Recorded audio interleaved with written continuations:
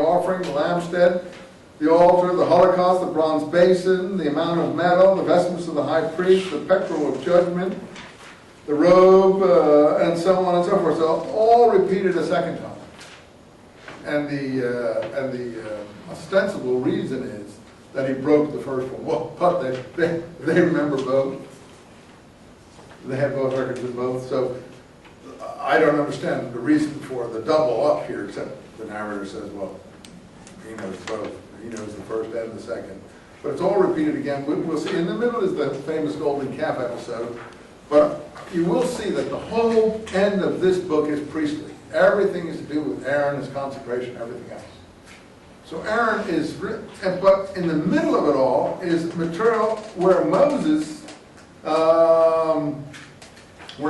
is portrayed as saying that the people who constructed this golden calf are going to be cut off. I don't know if we can find it before we go here. But let's see, where is it now? Where's the golden calf episode? Can you find it for me? 32. Where? 32. 32. Okay. Let's just look at that quickly.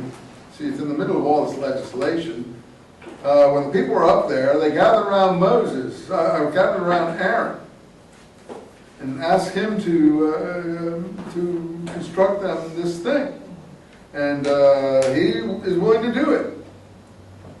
And when he comes back down, Moses is really angry. These tablets were the work of God. And Joshua heard what was going on in the camps. Now Joshua is introduced here, and we hadn't been introduced to him before. He's Moses' servant. He's the righteous servant. And then,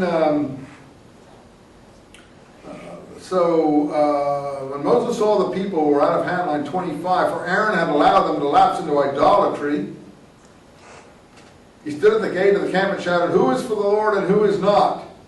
Gird on your sword," and so on. And Levi and their sons carried out his commands. They're the lower priesthood, you see.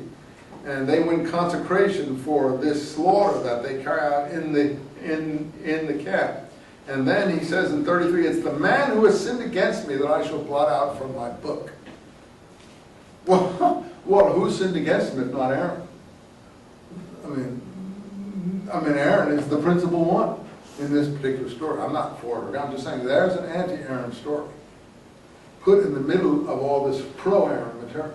So I think Exodus swings back and forth between anti-Aaron, pro-Moses, pro-Aaron material, aside from all the rest of the issues. But I think that's what's really interesting about the book of Exodus, all the swings that are going on. Now, you'll read it more carefully, and next time I'll finish the material that I didn't come close. See? Go on to the book of Joshua. If you're finished with that, read the book of Judges.